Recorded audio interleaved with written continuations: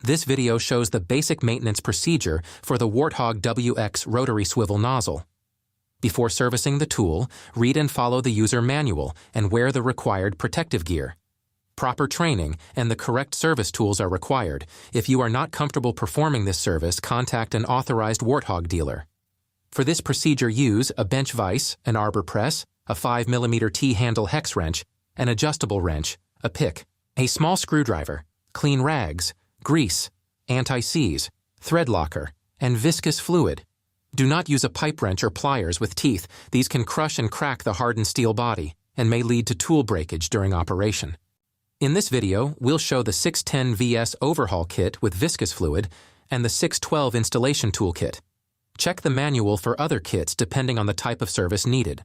This WX is set up with a Descaler head, but the maintenance procedure is the same for other configurations, including the pusher head. Start by removing one port screw to relieve the vacuum on the internal parts. Clamp the flats on the body in a vise with the inlet nut facing up. Use an adjustable wrench to unscrew the inlet nut from the body.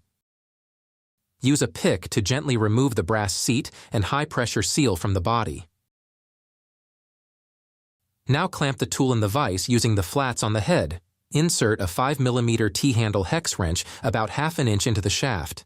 Rotate the T-handle counterclockwise to release the shaft assembly. It will take some force to break the bond of the thread locker.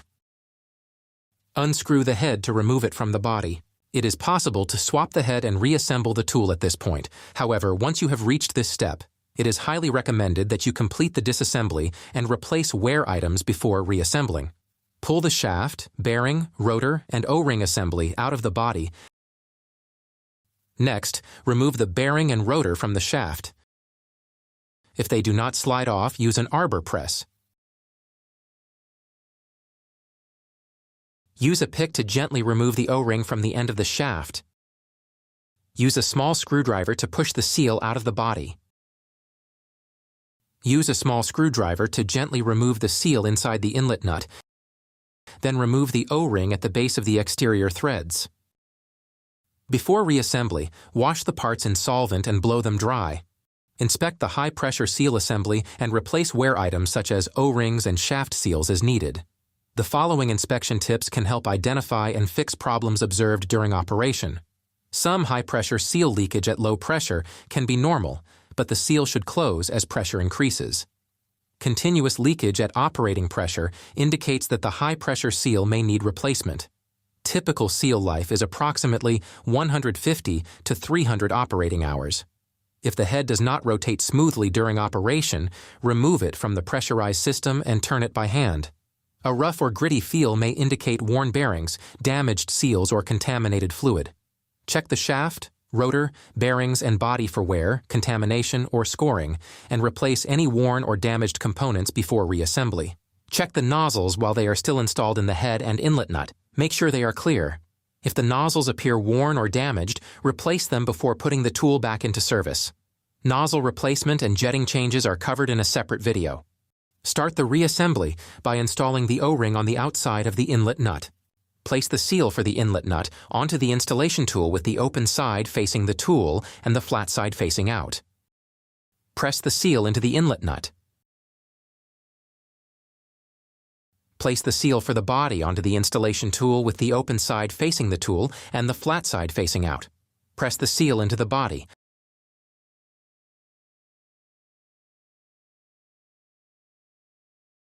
Apply grease to the seal in the inlet nut. Apply grease to the seal in the body. Press the bearing onto the shaft and make sure it is flush with the shaft collar.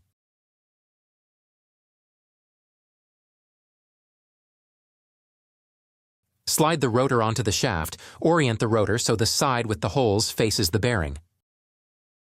Install the O-ring into the groove at the end of the shaft. Coat the shaft threads with blue Loctite.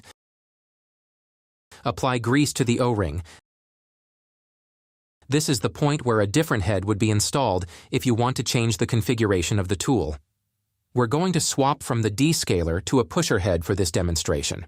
Clamp the selected head in the vise by the flats. Place the body with the installed seal onto the head.